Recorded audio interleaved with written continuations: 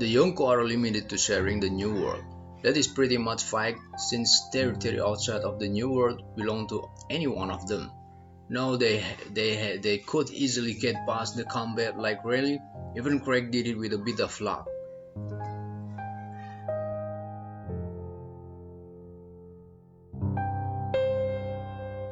Also, I bet they have the money and influence to buy stone-coated ship like the Marine have and get across that way. So why are they stuck sharing the New World, a tiny strip of the ocean that is unsafe and chaotic?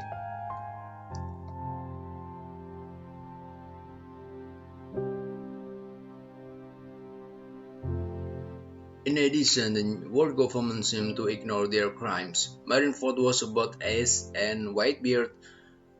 If the world government want Whitebeard gone, they could have targeted any one of his crew members.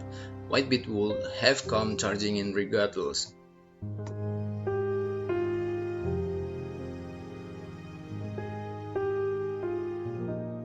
But only Ace was worth the fight. It's already been explained that it's because of the Pirate King's blood. Still, isn't it interesting that the world government cared more about stopping Ace and Yonko?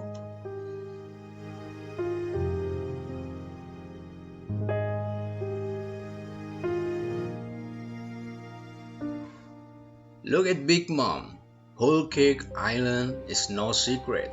If the world government wanted, they could combine their forces and take her out at any time.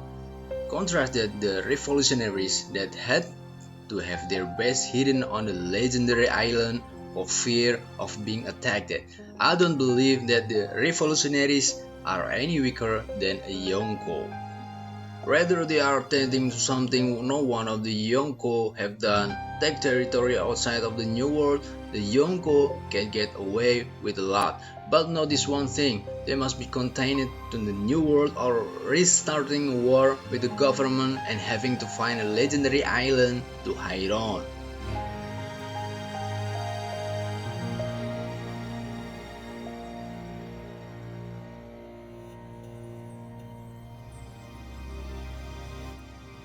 So I got to thinking, why are the Yonko given a relative free pass? Sure, if they combine forces they will be a gigantic threat, but individually they are not. My guess is that the world government wants them for something else. They serve a purpose. When Whitebeard we feel the Gorosei had no interest in preventing the rise of another Yonko, but rather wonder who it will be that takes the title.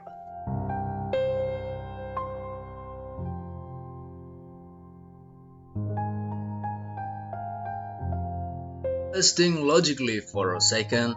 What benefit does the Yonko system provide the world government? Deadlock. They are all deadlocked against each other, incapable of growing or moving anymore in such a small space. If one gets too strong, the Marines can interfere and weaken them back to normal.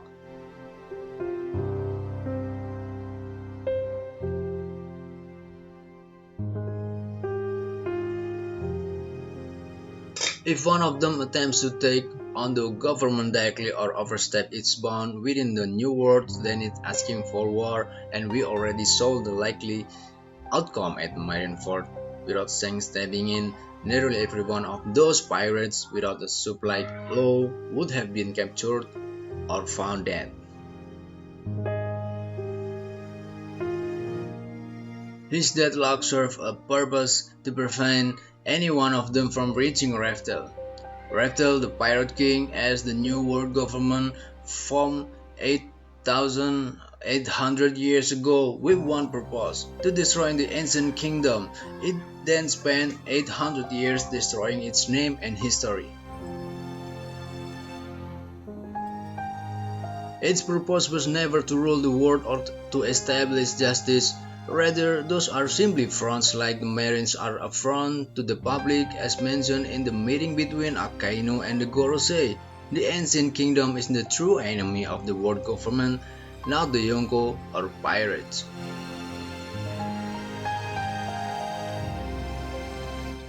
The balance of power is therefore not some mathematical equation to determine who is stronger, but rather a careful balance implemented by the world government to prevent anybody from reaching Raftel.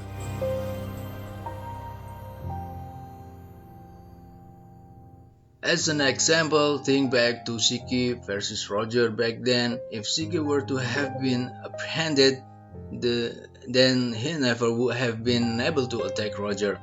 Also, the Myrens would have been weakened as a result. The world government cares more about stopping individuals from reaching Reptile than it does about preventing the crimes of a pirate like Ziggy. This same concept can be applied to the Shichibukai.